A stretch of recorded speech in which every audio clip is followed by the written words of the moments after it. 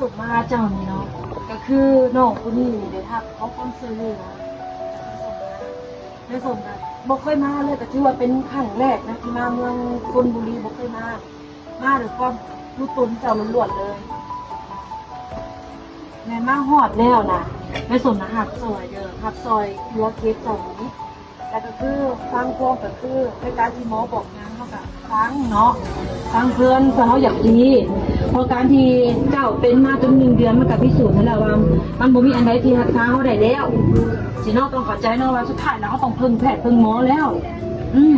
คือวันจันทร์เพราะว่ามื้อนี้กับมื้ออื่นมันบ่ทันเพราะมันบ่มีหมอคือวันจันทร์นี้เนาะเราจะได้ไปหาหมออยู่แก่กรอบนี้แล้วได้ส่งเบิดทุกอย่างว่าเป็นหยังมีสาเหตุหยังมันต้องเป็นคอยตายหรือว่าจะมีการผ่าตัดเกิดขึ้นบ่เพื่อที่จะย่างได้คือบ่เจ็บบ่ปวดค่ะแต่จะมีตามแพทย์หมออีกทีนึงเนาะในเวลาวันจันทร์นี่จะไปหาหมอที่แก่กรอบเด้อเอาใส่มือเจ้าเด้อ 2,000 บาทเด้อ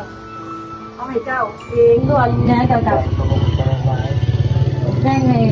พอไปซื้อนั่นซื้อนี่มาให้กินโลดเด้อให้เจ้าบำรุงเต็มใน2 มื้อนี่เด้อนมให้กินแบบได้พอไปซื้อให้ลูกเด้อเพราะว่าได้เขารักษา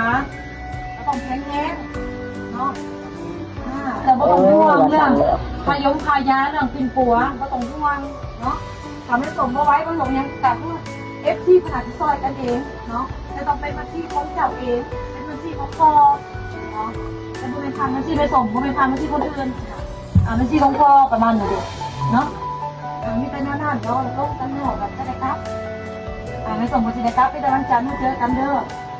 แต่ว่าวันจันทร์ต้องแข่งแย่งเขามีกินให้ลายเนาะเอาพ่อเด้อขอบใจกัน